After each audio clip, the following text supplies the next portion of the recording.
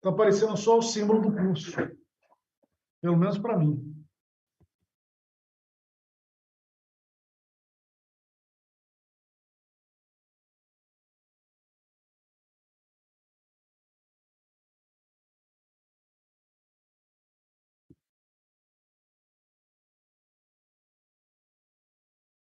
Todo mundo aí está vendo? Eu estou vendo aqui, Gonçalo. O YouTube está aí? Eu saí rapidinho, olhei lá, parece que está Vamos funcionando. seguir, pessoal, vamos seguir. Então, André, desculpa aí esse início, talvez até tenha ficado gravado, não sei, mas manda bala, manda bala. Então, vou retomar aqui, entrando no assunto da palestra de hoje, né, que eu chamei de A Levedura, a Bioenergia e a Popularização da Ciência. Eu queria começar fazendo algumas reflexões aqui sobre a carreira acadêmica, né? Acho que muitos de vocês aí são alunos de doutorado, consideram, eventualmente, seguir a carreira acadêmica, ou não, né? Mas a carreira acadêmica, ela é talvez muito incompreendida, né? Eu acho, pela sociedade. As pessoas, com muita frequência, eu vejo as pessoas me perguntando: quantas aulas você dá por semana? Eu falo: dou 2 aulas por semana, ou 3 aulas. Nossa, só? Mas o que você faz o resto do tempo? Né? Então, realmente, essa pergunta, para mim, demonstra que as pessoas não têm o menor conhecimento do que a gente faz dentro da universidade. O que a gente faz dentro da universidade? A gente faz pesquisa, a gente atua na pós-graduação, né? E pesquisa e pós-graduação são coisas que andam juntas, porque a pesquisa é feita através dos nossos orientados, através dos pós-doutorandos. Nós atuamos na graduação, nós atuamos em gestão, né? Esse é um pilar, eu acho, do nosso trabalho que muitas vezes não é mencionado, mas que ocupa uma boa parte do nosso tempo, gestão, seja em coordenação de pós-graduação, de graduação, chefia de departamento, etc. E mil outras coisas, né? Essas mil outras coisas que existem na carreira acadêmica, talvez, por um lado, sejam ruins, porque é muita coisa, né? E cada vez que a gente tem que virar a chavinha num dia de trabalho entre uma função e outra, a gente, claro, perde um pouco de tempo.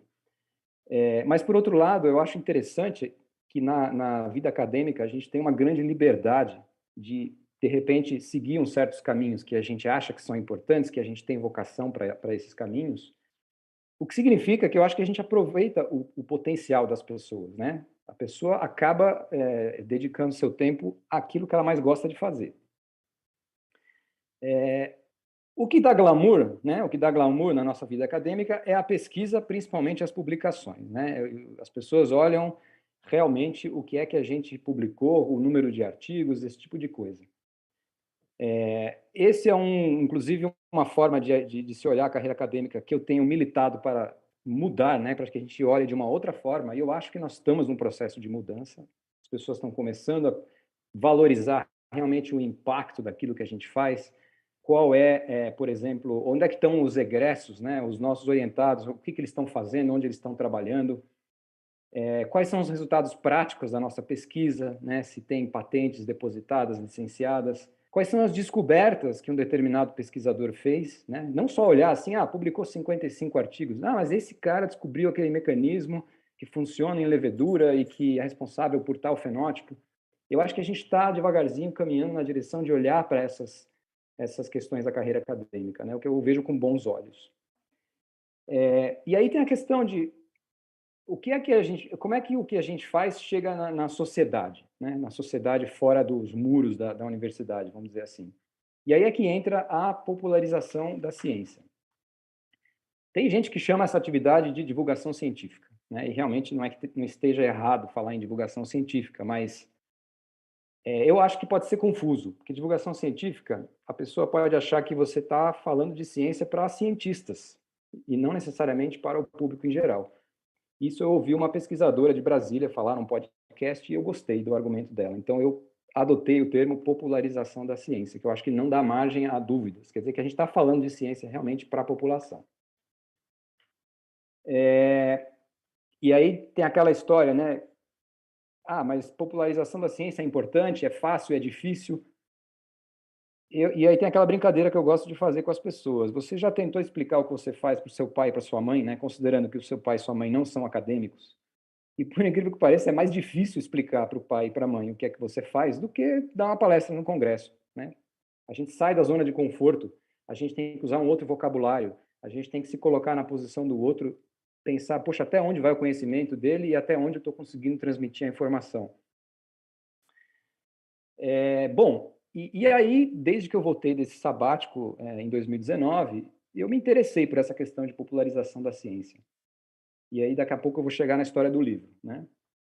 Mas por que popularização da ciência é importante? Ou por que eu acho que é importante? Eu acho que as pessoas precisam saber o que é ciência, né? Elas não sabem direito o que é ciência. Quem é o cientista? Né? Existe um estereótipo de cientista na sociedade que é totalmente errado. É uma pessoa maluca, descabelada, que opera uma máquina complexa e que tem ideias fora da caixinha. E o processo científico também. Eu acho que é importante a gente explicar, né, a questão de você observar as coisas acontecendo, você levantar uma hipótese, pensar num experimento que vai comprovar ou refutar aquela hipótese, executar o experimento, interpretar os resultados. Quer dizer, o processo científico. Pouca gente sabe como funciona. É muito complicado? Não é muito complicado. Né? Vou mostrar para vocês algumas fotos, uma atividade com crianças e explico para eles como é que funciona o processo científico. Né? E essa atividade eu chamo de letramento científico. Tem alguns pesquisadores, que nem o Marcelo Gleiser, por exemplo, um brasileiro que atua nos Estados Unidos, que também estuda muito e fala muito sobre o letramento científico, para quem que tiver curiosidade de procurar os trabalhos dele.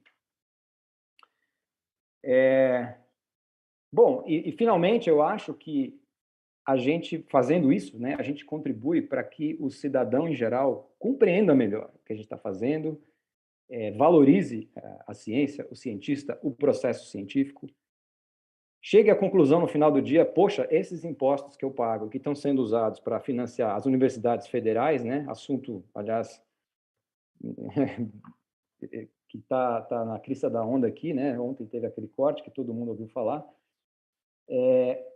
e que o cidadão se sinta bem, fala, poxa, eu estou pagando imposto, esse imposto está indo para a universidade, as pessoas estão fazendo ciência, e isso é muito bom. Eu acho que falta isso na nossa sociedade. E por que não, né? Que as pessoas pensarem, poxa, eu gostaria que o meu filho um dia seja um cientista. Eu acho que não é uma profissão que os pais hoje sonham no Brasil, que os seus filhos sigam. Aliás, nem a de professor não é, né? Tem aquela frase famosa que diz que todo mundo gostaria que os seus filhos tivessem os melhores professores do mundo, mas ninguém sonha que os seus filhos se tornem professores, no Brasil, pelo menos. Eu acho que isso é bem a nossa realidade aqui. Então, a gente precisa, de alguma forma, agir para transformar isso, eu acho. Bom, como é que funciona a atuação, vamos dizer assim, em popularização da ciência? Né? Eu dividi aqui, grosso modo, a atuação em dois públicos. Tem o público em geral, adulto, talvez, e as crianças. Vocês sabem que convencer ou mudar a forma com que os adultos pensam não é uma tarefa muito simples, né? Então, às vezes, quer dizer, às vezes não, a gente também tem que, eu acho, atuar junto com as crianças, porque aí é que a gente tem uma oportunidade de realmente fazer uma diferença. E eu vou falar para vocês duas situações que me convenceram de que isso é muito verdade. Então, no ano passado todo, e no começo desse ano, eu tive envolvido numa atividade que é a seguinte, né? Eu fiz uma parceria com a Secretaria de Educação do município de Vinhedo, aqui em São Paulo, onde eu moro, e aí eu tive acesso a todas as escolas públicas do município de Vinhedo. Eu fui lá no currículo, né, da Educação Básica do Estado de São Paulo e descobri que no quarto ano do Ensino Fundamental 1, eles têm um conteúdo de microbiologia. E microbiologia é a minha área de atuação. Então, claro, eu vou aproveitar a minha área de atuação, o meu conhecimento, para atuar junto com as crianças. E aí eu consegui gerar umas intervenções nessas escolas, junto com diferentes turmas de quarto ano. Eu vou lá um dia, né, vou na sala de aula, a professora está junto, a professora generalista, né, no quarto ano do Fundamental 1, e eu falo um pouquinho sobre microbiologia, sobre micróbios, né, tentando desmistificar essa questão de que micróbio é ruim e causa doença e acabou por aí, né? Então, eu tento mostrar para eles sobre o quanto os micróbios são importantes para a vida no planeta, o quanto é que a gente usa os micróbios a nosso favor para produzir coisas interessantes e tal. E é impressionante a curiosidade que as crianças têm. É uma coisa assim, eu gostaria de ter na minha sala de aula na Unicamp a curiosidade e o interesse que as crianças do quarto ano demonstram quando a gente está lá conversando com eles. E depois, num segundo momento, eu entro com um experimento, né? Então, eu levo lá umas garrafinhas, só material que você tem na sua cozinha que você pode fazer em casa, se quiser. Garrafinhas com água, fermento biológico, açúcar. Eu discuto com as crianças, por exemplo, a questão de fazer pão, né? Como é que a gente faz pão? Aí cada um começa a falar da receita da sua avó, da sua tia, da sua mãe, e a gente chega na questão de, poxa, mas por que a massa do pão cresce? Né? E aí as crianças começam a levantar hipóteses. A gente vai lá, anota as hipóteses.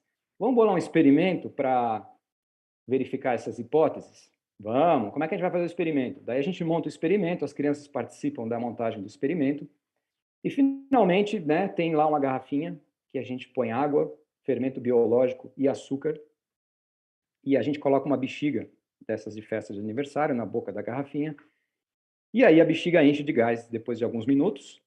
E nas outras garrafinhas, que a gente fez coisas diferentes, fez o controle negativo, fez o controle positivo, tal, o controle negativo não enche a bexiga de gás. Né? E, nossa, as crianças ficam maravilhadas e tal. E eu não sei, eu consigo compartilhar alguma coisa aqui, Gonçalo? Share screen. Tá, vou tentar. Consegue sim, Anderson, está liberado aí.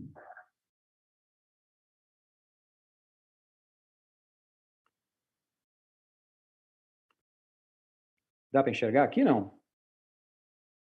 Super bem. Então, essa foi uma atividade realizada no ano passado na Escola Municipal Professora Antônia do Canto e Silva Cordeiro, em Vinhedo, com crianças do quarto ano do Fundamental 1.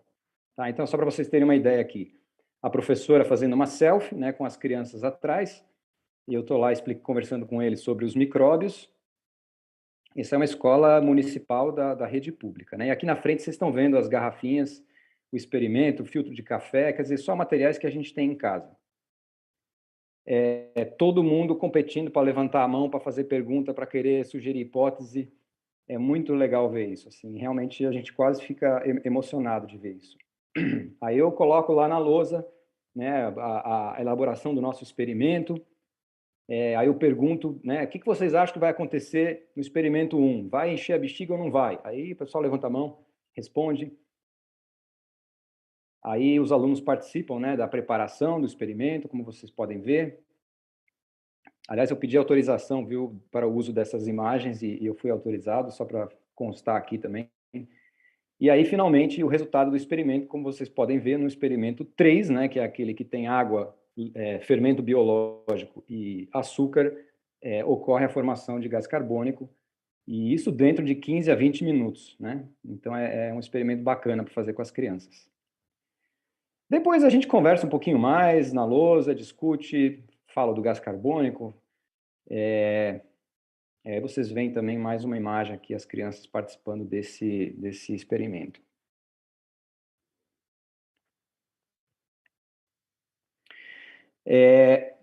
Interessante, quer dizer, duas coisas que me chamaram muito a atenção nessa experiência com essa escola, né, é que eu fui daí, um outro dia, de novo, fazendo uma outra turma, e eu cheguei na hora do recreio. Eu cheguei lá com a minha caixinha, com o meu material, e de repente 30 crianças vieram em direção a mim, fizeram uma roda, vieram me abraçar e foi uma coisa incrível. Quer dizer, a reação que eles tiveram, assim, mostra que acho que eles adoraram a atividade. Né? E depois a professora confirmou isso, que eles falam até hoje na aula daquele dia, que o professor da Unicamp foi lá. E, na verdade, eu acabo, nessas fotos eu não estava usando, mas eu coloco um avental com o símbolo da Unicamp. E aí, numa outra escola também, eu não tenho as fotos aqui, uma das meninas que estava na sala já falou, eu quero ser cientista. Né? A mãe dela veio conversar comigo e falou, nossa, você foi lá e a menina falou, agora eu quero ser cientista e tal. Então, assim, a gente pode ter um impacto, ou exercer um impacto muito grande sobre essas crianças. Infelizmente, né, eu tentei 2 vezes aprovar isso junto à PROEX da Unicamp, a Pró-Reitoria de Extensão, para transformar isso num projeto formal e envolver alunos de pós-graduação, de graduação. Mas as duas vezes bateram na trave e o projeto não foi aprovado, né? A gente conseguiria financiamento, inclusive, para fazer os deslocamentos, eventualmente comprar um material. Então, isso ainda está em fase de tentativa de se transformar num projeto de extensão oficial, né? Porque extensão universitária, aliás, eu esqueci de falar aqui, é mais uma das 1000 atividades que a gente pode desenvolver dentro da universidade, na carreira acadêmica, né? E a extensão, grosso modo, a gente pode dizer que é qualquer atividade que envolva a comunidade extramuros, né? A comunidade fora da universidade, com uma troca, né? Uma troca de saberes. Muito bem, mas isso é um exemplo de uma atividade em que eu estive envolvido, eu queria passar para vocês, mas para o público em geral, né, e pensando talvez mais no público adulto, existem outras formas de se fazer popularização da ciência. Então, tem gente que trabalha muito em redes sociais, a gente tem colegas que são super atuantes no Instagram, no Facebook, no TikTok. Eu já vi professora da Unesp fazer vídeo no TikTok de 1 minuto e meio explicando um determinado conceito científico. É genial, assim, realmente essas pessoas têm uma capacidade, eu acho incrível, de transmitir essa coisa de explicar como é que a ciência funciona, né, o que significa alguma coisa. Eu acho que tudo isso é válido. Tem gente que faz blog, né, o blog hoje ele está meio, talvez, ultrapassado, mas existe inclusive na Unicamp uma rede de blogs de ciência que é coordenada, acho que por uma colega sua aí, Gonçalo, a Ana Arendt, não é isso? Isso mesmo. A gente pode também participar ou exercer popularização da ciência dando entrevistas, né, participando de podcasts, por exemplo.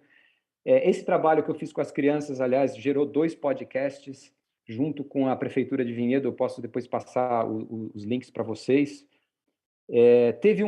Tem uma jornalista chamada Gabriela Maier, que tem um podcast de literatura chamado Põe na Estante, que também me chamou para fazer uma entrevista sobre um livro de popularização da ciência chamado A Trama da Vida, que é um livro que fala sobre fungos. Chama Entangled Life em inglês, é de um autor chamado Merlin Sheldrake. E basicamente a missão dele é explicar para o público leigo o que é um fungo, né? O que significa ser um fungo. É um livro fascinante. Então, a gente leu o livro e a Gabriela fez uma entrevista comigo e com uma mestranda da USP, e isso gerou um episódio, né? E aí uma coisa vai puxando a outra. Você começa a participar disso, né? Semana retrasada veio o Átila Yamarino fazer um episódio desse novo programa dele, que é o Hiperconectado, na TV Cultura, né? O Átila, ele ficou muito famoso na época da pandemia da Covid, porque ele começou a falar sobre, enfim, a ciência por trás da pandemia, vamos dizer assim, né? Ele viralizou na internet, a ponto de ele conseguir hoje ter um programa dele na TV Cultura, que é um programa de ciência para jovens. Aliás, é um programa muito interessante, porque é tentar conversar com o público jovem sobre ciência. E aí, Gonçalo, eu fiquei surpreso, porque o Átila chegou aí na Unicamp e falou: a gente se conhece. Eu falei: é mesmo? Eu falei: você não lembra que você teve no concurso da Paloma Sato? E você estava junto comigo naquele concurso, Gonçalo, lá no IQ da USP, não sei se você se lembra. Sério? E ele falou assim: eu sou o marido dela. E ele estava Putz. ele tava lá assistindo o concurso, né? Enfim, obviamente ele lembrava da gente porque a gente estava na banca. E eu não lembrava dele porque ele era alguém lá do público. Mas esse é o Átila Yamarino. Enfim, gravamos um episódio sobre fermentação. Aí teve lá uma cena nos Jardins da FEA, um bate-papo sobre fermentação, a importância, onde ela acontece. E aí, como eu disse, uma coisa vai puxando a outra, né? Mas eu queria terminar essa conversa aqui falando do livro, né? Tem esse livro chamado A Ascensão da Levedura, Como um Simples Fungo Moldou Nossa Civilização, que é um livro que foi lançado pela editora da Unicamp no ano passado e que foi traduzido do inglês para o português por mim, mas o autor é o professor Nicholas Money, que é um professor da Universidade de Miami, em Ohio, por mais que se chame Universidade de Miami, fica em Ohio, e que é um professor que depois eu vi, ele é um divulgador de ciência, um popularizador da ciência. Ele já escreveu 12 livros de popularização da ciência, né? Muitos deles falando sobre fungos, sobre micróbios. Mas, assim, eu sempre tive essa vontade de escrever um livro sobre leveduras para o público em geral. Mas aí um dia, o Vijay Raghavendran, que é um pós-doutorando que hoje está na Suécia e que teve 2 anos, aliás, ele foi pós-doutorando com bolsa do programa de doutorado em bioenergia lá na FEA. Ele me manda um link dizendo, olha, saiu esse livro aqui. Lá na revista Science, né, se vocês olharem toda semana, tem uma seçãozinha sobre os livros de ciência que saíram naquela semana. E esse livro em inglês ele se chama The Rise of Yeast, How the Sugar Fungus Shaped Our Civilization. Nossa, eu olhei esse livro e falei, caramba, esse é o livro talvez que eu queria ter começado a escrever. Bom, aí eu peguei e li o livro, falei, bom, tá aqui o livro, eu não vou reinventar a roda, né? O livro já está escrito, é excelente. O que eu posso fazer? Posso traduzir o livro para o português, né? E foi então isso que eu comecei a pensar em fazer lá em 2018, inclusive antes de sair no meu ano sabático. Aí aí eu vou contar um pouquinho a história para vocês saberem como é que é a publicação de um livro, tá? Porque eu também não sabia. Eu escrevi para o autor do livro, para o professor Nicholas Money. Eu falei, oi, tudo bem? Eu sou o Andrés, aqui do Brasil, né? Eu trabalho com leveduras, sou apaixonado pelas leveduras e sempre pensei em escrever um livro assim e me deparei com o seu livro. Dá para traduzir para o português? Aí ele falou assim, olha, você tem que entrar em contato com a editora, que é a Oxford University Press, que é na Inglaterra. Beleza, aí ele me deu o contato, entrei em contato lá com o pessoal da OUP, né, da Oxford University Press. Eles falaram, legal, só que você precisa arrumar uma editora aí no Brasil para a gente fechar um contrato antes de você começar a traduzir. Né? E eu já estava empolgadíssimo, querendo começar a tradução e tal. Não, tem que primeiro fechar um contrato. Aí eu estava em Harvard e um dia apareceu lá a professora Lilia Schwartz, da USP, que vocês devem conhecer.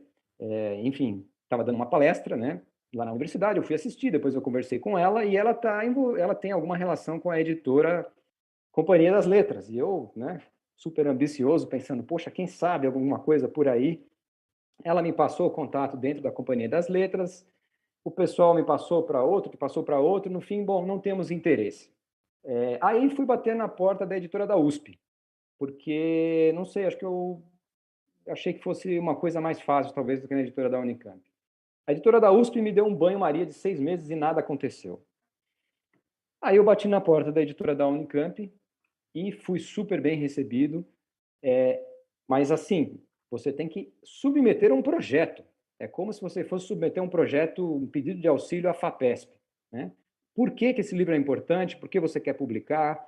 Muito bem, fui lá, fiz isso e tal. Tem um processo de avaliação, né, com uma comissão interna que avalia a proposta do livro, dura 2, 3 meses, e, no fim, aprovaram a publicação desse livro. Fecharam um contrato com a Oxford University Press, tem que adiantar um dinheiro, né? Então, muito bem. Aí comecei o processo de tradução. Eu criei uma meta, vai 3 páginas por dia, 6 meses trabalhando assim de segunda a sexta e eu consegui terminar o livro. Aí o livro passa por um processo de curadoria. Ele é revisado por 2, 3 pessoas, né? E cada vírgula, cada ponto de ir fora do lugar vem um questionamento, né? Então, assim, uma coisa que eu aprendi, que eu achei muito interessante, gente, um livro, o conteúdo de um livro não é a mesma coisa de um texto que está na internet, sabe? A gente hoje acha que, bom, todas as informações estão na internet, é muito fácil, tarará. É muito diferente um conteúdo curado de um conteúdo não curado. Eu aprendi isso no processo de escrever, de traduzir esse livro. É muito rigoroso, eu fiquei impressionado com a preocupação com a qualidade, com a exatidão, com a precisão, com a correteza num processo de curadoria. Isso foi a maior lição que eu tive. Assim. Hoje eu olho para um livro e eu valorizo muito mais o que está escrito dentro de um livro do que um texto que eu acho na internet. Não que textos da internet sejam ruins, não é isso que eu quero dizer. Mas o processo de curadoria, ele é um processo muito rigoroso, muito sério e que aumenta muito a qualidade do trabalho. Bom, beleza? Então, aqui está o livro, tá? Para quem não viu ainda a cara dele. Dá para ver aí? Eu vou rapidamente falar um pouquinho sobre o que tem dentro do livro, e aí, quem sabe, vocês ficam curiosos o suficiente e resolvem ler o livro inteiro, tá bom? Vou começar, pessoal. Olha, tem um texto na contracapa, né? Esse texto aqui a gente escreve porque a pessoa vai na livraria, né? O Gonçalo foi lá outro dia, pega o livro, ele está dentro de um plástico, e você vai olhar o que está escrito atrás, eventualmente, se o título te chamou a atenção, né? Como você pensar, bom, no artigo científico eu leio o título, se o título me interessou, eu vou ler o resumo. Então, o que está na contracapa fui eu que escrevi, a editora pediu para eu escrever esse texto, eu vou ler para vocês, tá bom? Esse livro conta a história surpreendente da importância da levedura no desenvolvimento da civilização humana. Era uma vez um micróbio que passou a fazer parte da produção de cerveja, de vinho, de pães há cerca de 10 mil anos. Desde então, nunca mais deixamos de ser parceiros desse fungo extraordinário. No século XIX, tomamos consciência de sua existência e passamos a aplicar conhecimentos científicos para melhorar os processos de produção de alimentos. Com o tempo, esse fungo unicelular demonstrou ser um excelente material para estudos científicos e muito do que sabemos hoje em biologia, incluindo a cura de muitas doenças, foi desvendado com a ajuda da levedura. Até as mudanças climáticas, problema fundamental, podem ser combatidas usando biocombustíveis produzidos por leveduras, né? Que também vivem em nossa pele e em nosso sistema digestivo. Usando uma linguagem acessível e que provoca a curiosidade do leitor, mas sempre com embasamento científico, essa obra abre nossos olhos para a poderosa e indissociável realidade microscópica que nos envolve. Então, esse é o texto que fica atrás do livro, né, que tem a ideia de, enfim, explicar para o potencial comprador do livro o que é que tem aqui dentro. Então, para vocês terem uma ideia, o livro está dividido em 7 capítulos. Tem uma introdução, né? No primeiro capítulo é uma introdução, o básico sobre leveduras. Capítulo 2, leveduras do Éden, bebidas. Então, é um capítulo que fala das bebidas alcoólicas. Capítulo 3, a massa também cresce, comidas. É um capítulo que fala do pão e de outras comidas fermentadas. Capítulo 4, leveduras Frankenstein, células. Então, é um capítulo, esse é o mais difícil que eu já descobri das pessoas que leram, de digerir para um público leigo, porque ele tenta explicar como é que é a célula e como é que funciona a célula da levedura. Capítulo 5, a pequena levedura na pradaria, biotecnologia. E aqui fala-se de bioenergia, entre outras coisas. Capítulo 6, leveduras selvagens, a diversidade de leveduras. Então, ele fala um pouquinho sobre onde é que a gente encontra a levedura na natureza, o que elas fazem lá, qual a importância das leveduras na biodiversidade do planeta. E capítulo 7, leveduras iradas, saúde e doença. Então, ele fala um pouquinho das leveduras que causam doenças nos seres humanos.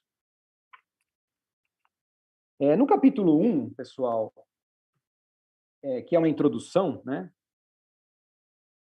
Ele fala assim, da torrada no café da manhã até o vinho da noite, a levedura é a bênção diária da humanidade e nossa comunhão com esse fungo minúsculo vai se aprofundando ano após ano. Né? Só para ler uma frase aqui para vocês. Então, é uma introdução sobre o que é uma levedura, onde que ela existe, como é que ela está presente no nosso dia a dia.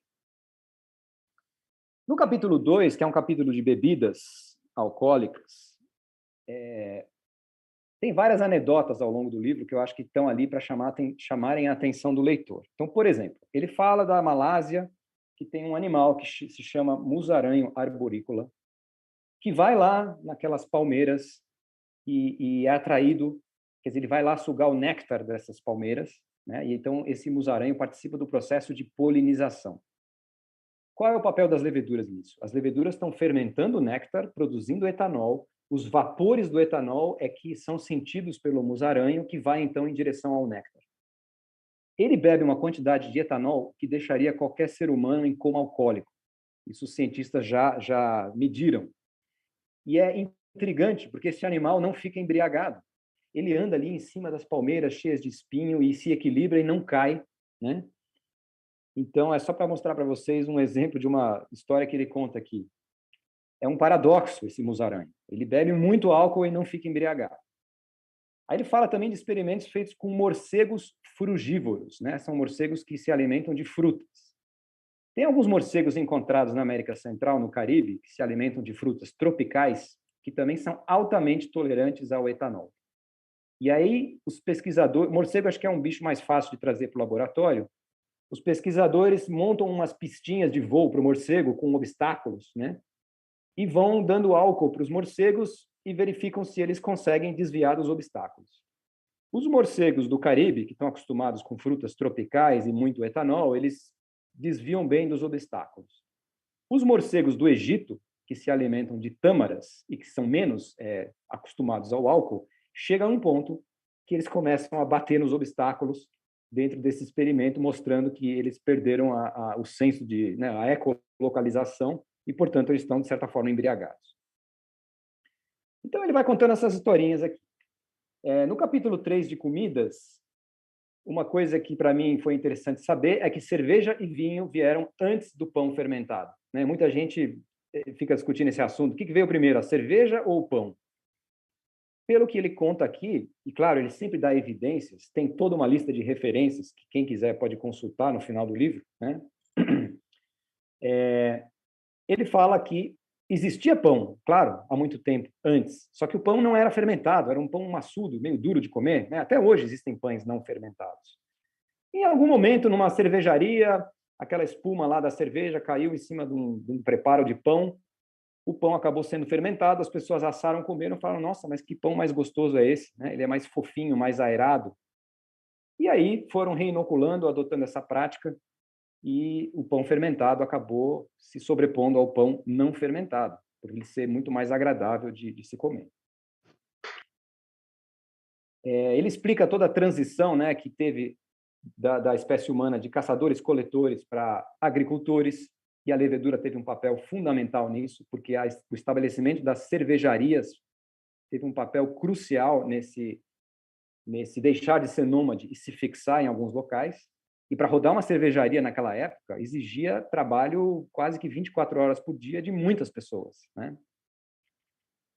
Ele conta toda a história que chega na produção de levedura de panificação. Em 1870, os irmãos Fleischmann saíram da Áustria num veleiro, levaram umas leveduras até os Estados Unidos e montaram o maior negócio de produção de levedura do mundo. Em 1950, na Inglaterra, houve um programa científico para acelerar a produção de pão, que era uma coisa que levava 12 horas, e eles conseguiram diminuir para 3 horas ou 4 horas, que é o que hoje a gente usa para fazer um pão de maneira rápida, né? E o segredo foi aumentar o inóculo, basicamente, é colocar mais levedura na massa. Ele fala de vários prêmios Nobel que ganharam o prêmio Nobel por estudos em levedura, muitos deles conduzidos por pesquisadores que foram banidos da Alemanha nazista, né, porque tinham alguma conexão judaica, foram para os Estados Unidos e ganharam lá o prêmio Nobel por estudos em levedura. Então, por exemplo, o casal Gert e Karl Corre, em 1947, estudos do metabolismo de açúcar, eles ganharam o prêmio Nobel. Hans Krebs, né, quem não conhece o ciclo de Krebs, em 1953 ganhou o prêmio Nobel, mas ele foi para a Inglaterra. E o próprio Hans Krebs foi discípulo do Otto Warburg, que o Warburg é um nome também que a gente encontra muito aí quando vai estudar metabolismo de levedura. O Warburg, ele foi uma exceção na Alemanha. Ele não foi banido, apesar de ele ter um quarto de origem judaica, porque ele estudava a cura do câncer. E o Hitler era paranoico com o câncer. Ele não gostava, ele tinha medo do câncer. Então, apesar de ele ter 25% de origem judaica, os nazistas deram um jeito de, não, vamos manter esse cara aqui porque ele é importante. Então, assim, são várias historinhas assim que ele conta no livro, até uma que ele tentou contrabandear, o próprio autor do livro, né? Ele é inglês, ele está nos Estados Unidos, mas ele é um imigrante da Inglaterra para os Estados Unidos. Ele tentou contrabandear Marmite, que é um produto feito de levedura, um produto fermentado feito de levedura, que é horrível, só quem é que nem o Vegemite da Austrália, só quem nasce lá é que consegue comer esses trecos aí. E aí ele foi barrado no aeroporto nos Estados Unidos, não deixaram ele entrar com aquele treco lá, não sabiam o que era, e tem toda uma história que ele conta aí desse episódio. E no capítulo 5, eu vou pular o 4, que é o da célula, porque é o capítulo mais difícil do público em geral digerir, né? E meus pais me contaram isso, alguns amigos. Mas no capítulo 5 ele entra em biotecnologia. E ele começa contando que no fim de semana ele pega a bicicleta dele, vai passear numa tarde ensolarada, numa estrada que é exatamente a divisão entre o estado de Ohio e o estado de Indiana, nos Estados Unidos. Ele mora ali. E essa é a região que produz milho nos Estados Unidos, que é a matéria-prima usada para fazer o etanol combustível nos Estados Unidos. Então, ele conta todos os prós e contras, né, do etanol do milho. Eu acho que ele coloca isso de uma forma bastante transparente. Ele fala do etanol de cana no Brasil. Ele compara São Paulo com Iowa. Ele fala, São Paulo é o Iowa do Brasil, ou Iowa é o São Paulo dos Estados Unidos. Quer dizer, a gente aqui é o grande plantador de cana e eles lá são o grande plantador de milho. Ele fala da linhagem Pedra 2. Aí você vai olhar nas referências, está lá o paper do Basso et al. 2008, né? E ele também cita um trabalho nosso, da Bianca, que foi uma aluna minha de doutorado, que fala sobre as linhagens de levedura do bioetanol. Infelizmente, ele não cita o trabalho do Argueso, Gonçalo. Enfim, o que não significa, obviamente, que não é um trabalho importante. Pelo contrário, é o trabalho que trouxe a sequência genômica dessa levedura pela primeira vez. Ele fala do etanol de segunda geração, ele fala da produção de fármacos, de insulina, de vacina contra HPV, de uma droga chamada ocriplasmina, que é usada para tratar uma doença dos olhos, que é feita em levedura também. E ele fala, inclusive, dos opioides, que hoje estão sendo produzidos em levedura, né? Tem muitos trabalhos de engenharia metabólica ou biologia sintética para a produção de opioides em levedura. E todo mundo sabe aqui, claro, todas as questões talvez não muito boas em que os opioides estão metidos, mas também, né, fala-se muito no uso de opioides hoje para tratar doenças como depressão. E ele fala também da produção de químicos, né, como a artemisinin, que é aquela droga usada para combater a malária. Conta toda a história da Amyris, da Fundação Bill Gates, tudo isso numa linguagem que é acessível ao público em geral. E no capítulo 6 de biodiversidade, ele conta a história, por exemplo, da levedura do gênero Metchnikovia, que é um gênero de leveduras, né, que foi batizado em homenagem ao Metchnikov, que é um pesquisador russo que ganhou o Prêmio Nobel em 1908 por descrever a fagocitose, né, que todo mundo aprende desde lá do ensino médio. E a fagocitose foi observada quando Metchnikovia infectava Daphnia, que é uma pulga d'água. Então, assim, eu traduzindo esse livro, aprendi um monte de coisa interessante que eu não sabia.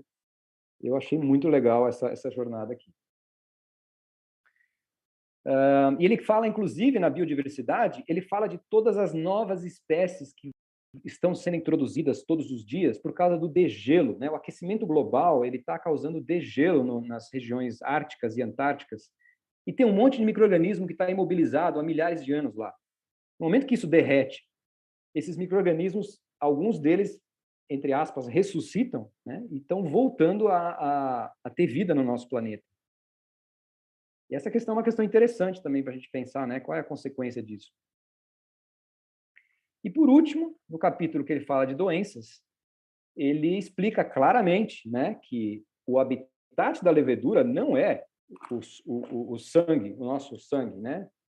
Existem infecções causadas por leveduras sistêmicas e que chegam no nosso sangue em hospitais, e existem hoje, né? Principalmente transmitida por catéteres e tal. Mas é aquela história, a levedura está em tudo que é lugar. Apareceu uma oportunidade ali, ela caiu sem querer ali e encontrou nutrientes e começou a se desenvolver. Então, infecção por levedura é um problema moderno, é um problema que a gente criou desde que a gente tem pessoas no hospital tomando soro na veia, né? Não era algo que existia até, sei lá, 200, 300 anos atrás. Isso ele deixa muito claro. Ele fala, claro, que nós temos leveduras no nosso corpo, né, nos órgãos genitais, na pele, no cabelo, isso é normal, faz parte de uma microflora saudável. Existem momentos que existe um desbalanço, né, e aí, eventualmente, esses mesmos micro-organismos que estão no nosso corpo vivendo numa boa, aí começam a causar um problema. E a última anedota desse capítulo, e eu achei muito curioso, ele fala de uma síndrome chamada síndrome da autocervejaria. São pessoas que não ingeriram álcool e ficam embriagadas. É assim, 1 em 1 milhão. Quer dizer, a pessoa come alguma coisa que tem carboidrato e dentro do sistema gastrointestinal, a levedura fermenta, produz etanol e a pessoa fica embriagada. Síndrome da autocervejaria. Eu nunca tinha ouvido falar nisso até traduzir esse livro. E tem casos que foram parar na corte nos Estados Unidos, porque o sujeito foi dirigir o carro, foi pego pela polícia, bafômetro, tem etanol, está alcoolizado, foi preso. A pessoa falou, eu não bebi, né? E para provar isso daí? Então tem toda a história contada aqui no livro sobre essa história da síndrome da autocervejaria com alguns exemplos. Enfim, pessoal, eu vou terminar por aqui, né? Já passou bastante tempo, mas eu queria trazer algumas histórias, anedotas do livro para ver se aguça a curiosidade de vocês e mostrar o que é, né? Um pouquinho o que é a popularização da ciência, como é que a gente consegue, talvez, com o nosso trabalho, engajar mais, né, a população e fazer as pessoas entenderem melhor o que a gente faz aqui dentro da universidade. Mas é isso. Obrigado, Gonçalo. Andrés, excelente, excelente, excelente provocação, excelente raciocínio, um vetor assim de ideias sensacional de novo, né? Foi justamente eu já estava saindo da livraria aqui da livraria da biblioteca da Unicamp quando eu vi o livro. Eu olhei rapidamente naquela correria, né?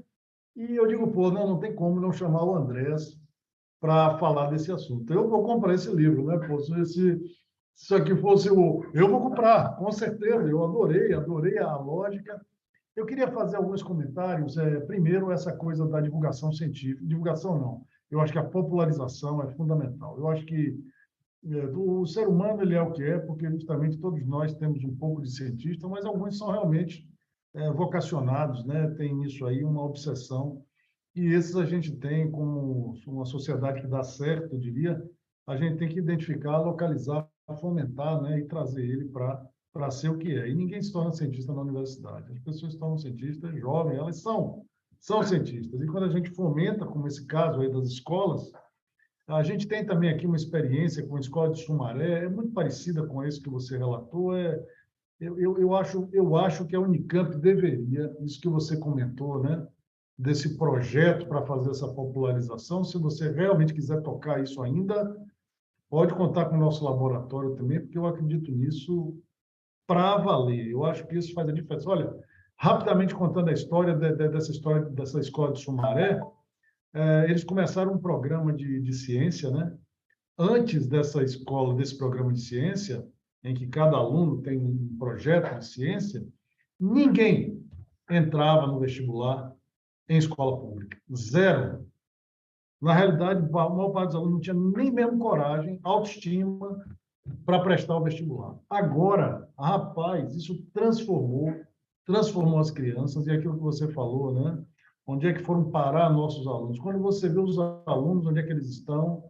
Então, isso eu acho que a educação científica, a popularização da ciência é essencial para qualquer sociedade e transforma as pessoas e transforma o país.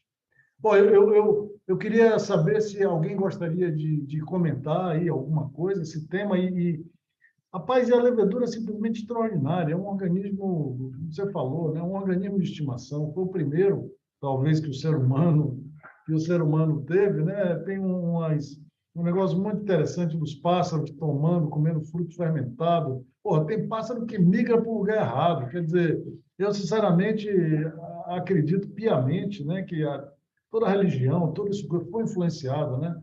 Essa capacidade dos homens falarem com os deuses está muito associado, né, à atividade das leveduras. Mas vamos lá, pessoal. Alguém gostaria de comentar?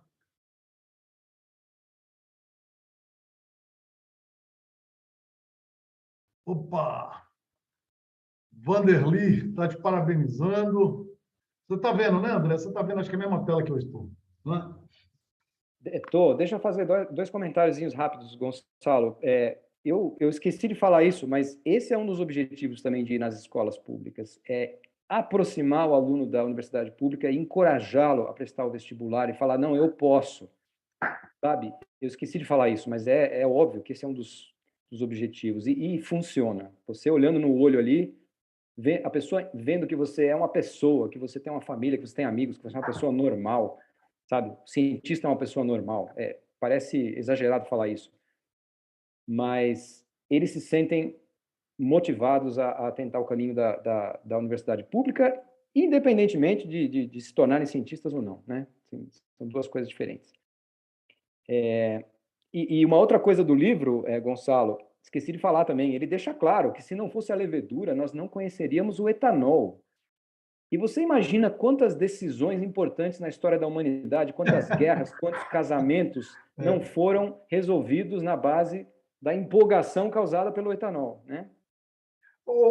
Andrés, eu gosto muito. Engraçado, foi nesse mesmo dia que eu vi o seu livro, né, na livraria. Eu comprei um livro sobre a origem do mundo, a origem do universo, de acordo com as religiões africanas, né? E nas religiões africanas, Oxalá, que é o Zeus, né, o Oxalá, ele ia criar o homem, quando o Exu apresentou na frente dele exatamente a mesma palmeira que você comentou aí do Mussaranho.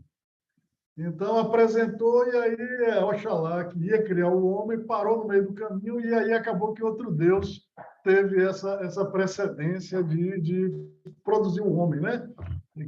Olha, quando você falou dessa história do Mussaranho, que eu não conhecia, imediatamente eu me remetia à teogonia, né? A teogonia de religiões africanas, nunca pode falar uma africana, né? Mas são várias, mas tem essa sensacional, você vê até nisso, já está aí a levedura indiretamente identificando, definindo, né, o papel dos deuses. Sensacional. Pessoal, aqui, ó, você colocou, né, Andreas, o nome do livro?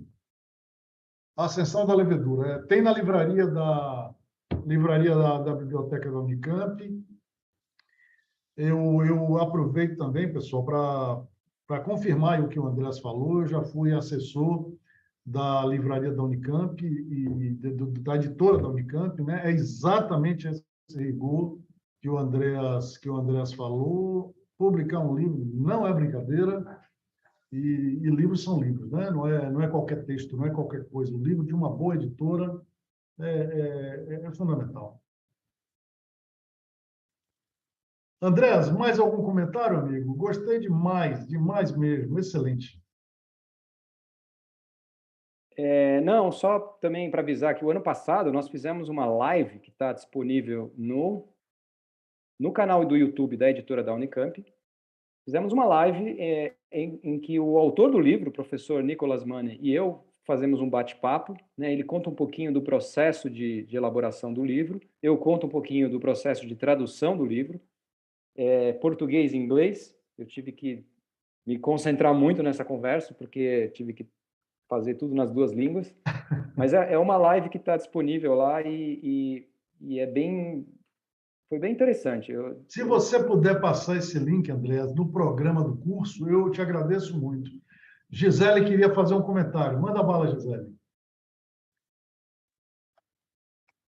Opa, aqui. É o Paulo. Paulo. Gisele vai estar com voz grossa agora, né? Gisele aqui do lado. Gostaria só de ter uma dúvida. Assim, quais foram os maiores desafios que você encontrou nessa parte de popularização da ciência? Desafios? Então, bom, eu vou tentar resumir. Eu acho que o maior desafio nosso na universidade hoje é quando você se dedica a qualquer atividade que não seja a pesquisa, porque a pesquisa é o que dá o glamour, é o que infelizmente hoje é usado para medir, né? Na hora de contratar docentes, na hora de promover docentes, eles querem saber da sua produção científica. Eu acho que a gente precisa caminhar para uma nova realidade em que seja valorizado também, ou sejam valorizadas outras atividades em que os nossos docentes atuam, seja em extensão universitária, seja na docência, né? Nos Estados Unidos, por exemplo, um professor que vai lá e escreve um livro, texto de um determinado assunto, por exemplo, na engenharia química, tem o professor Felder, né? Poxa, o cara é super valorizado, ele eu acho que aqui a gente ainda não chegou nesse ponto de valorizar todas as atividades docentes, além da pesquisa. Então, esse é um desafio, porque você se dedicando à popularização da ciência, você está deixando de fazer outras coisas. É claro, todo mundo tem 24 horas no dia, isso não mudou ainda, certo? Então, acho que é esse que talvez seja o maior desafio. Mudar um pouquinho essa cultura, né?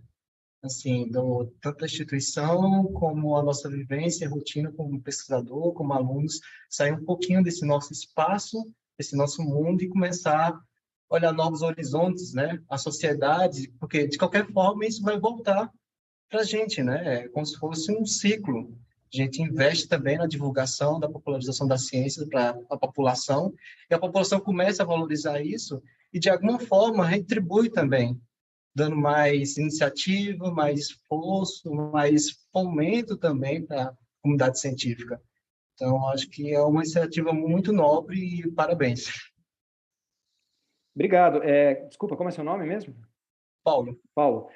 Paulo, tudo isso que você falou é verdade, mas, assim, muito do que a gente faz, a gente não vai conseguir enxergar o retorno, entende? Então, tem certas coisas que eu acho que a gente tem que fazer porque a gente acredita que elas são importantes. A gente tem que se livrar um pouquinho disso também, de fazer algumas coisas e esperar que vai haver um feedback. Muitas vezes esse feedback demora muito e a gente não vai enxergar, né?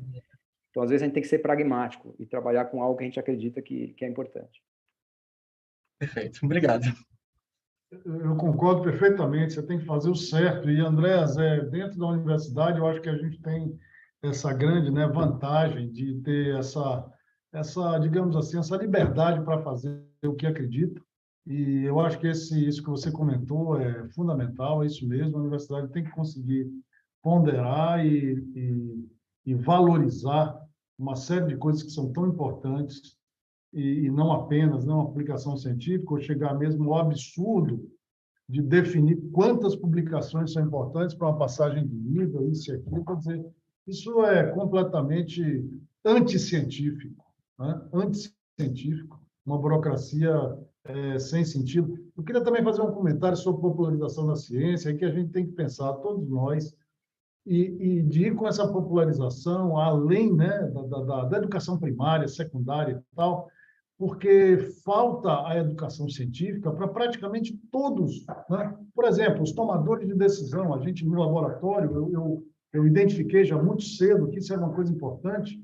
Quer dizer, os tomadores de decisão, eles precisam entender ciência, né? O cara é um empresário, é um político, é um isso, é um aquilo, ele tem que entender a ciência e a ciência que está por trás das consequências de qualquer decisão. Então, eu acho que essa popularização da ciência é algo fundamental. Acho que as redes sociais agora permitem, né, essa possibilidade. E, Andrés, olha, excelente discussão, excelente debate. Eu acho que a gente tem que aprofundá-lo. Já identifiquei aqui o seu bate-papo aí sobre o livro, já passei aqui para o pessoal do curso. Eu vou ver e recomendo realmente que todos olhem. E, sem dúvida nenhuma, eu acho que se você convenceu a todo mundo a comprar esse livro, parabéns, fantástico. Gonçalo, para vocês que são da Unicamp, acho que tem 50